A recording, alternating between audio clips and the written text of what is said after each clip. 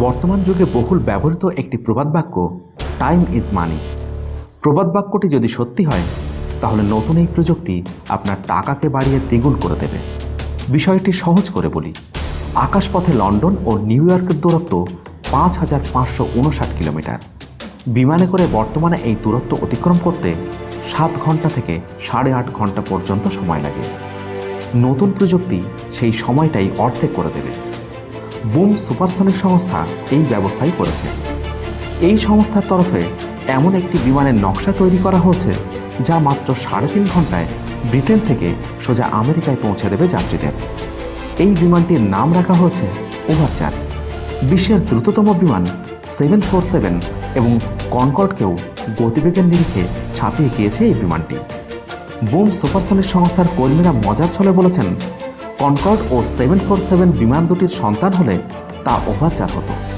অনেকে আবার এই বিমানকে সন অফ কনকর্ড হিসাবেও উল্লেখ করেছেন। ওভারচারের স্বাভাবিক গতিবেগ স্থলভাগের উপর ঘন্টায় ২০৯২ কিলোমিটার হলেও জলভাগের উপর এই বিমানটি ঘন্টায় ১,২৩৯ কিলোমিটার বেগে যেতে পারবে।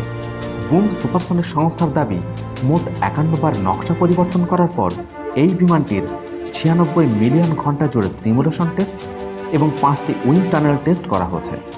২০২৬ সাল থেকে এই বিমানটির উড়ানের প্রক্রিয়া শুরু হবে।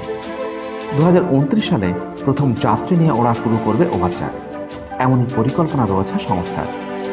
৬০,০০০ ফুট উচ্চতা পর্যন্ত এই বিমানটি ৬০ থেকে ৮০ জন যাত্রী নিয়ে উঠতে সক্ষম হবে।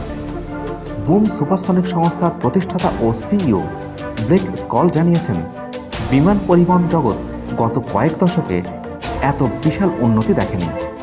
আমাদের দূরত্ব সম্পর্কে ধারণাগুলি ওভারচার বদলে দেবে। মোট ৪টি ইঞ্জিন সহ এই বিমানে শব্দ দূষণ রোধের জন্য একটি স্বয়ংক্রিয় ব্যবস্থা তৈরি করা হয়েছে।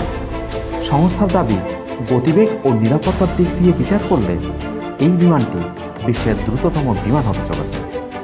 ফার্নবোরো আন্তর্জাতিক এয়ার শোতে ওভারচার বিমানের নকশা প্রকাশ্যে আনা হয়েছে। বুম সুপারসনিকের তরফে জানানো হয়েছে, এই বিমানটি অর্থনৈতিক দিক থেকে এবং পরিবেশগতভাবে উপযুক্ত সুপারসনিক আকাশযান হতে চলেছে। এখন প্রশ্ন হলো, প্রযুক্তির উন্নতিতে আমাদের গতিবেগ যেভাবে বৃদ্ধি পেয়ে চলেছে, তাতে ভবিষ্যতে টাইম ট্রাভেল কি আমাদের ভবিতব্য হতে চলেছে? আপনার কি মনে হয়?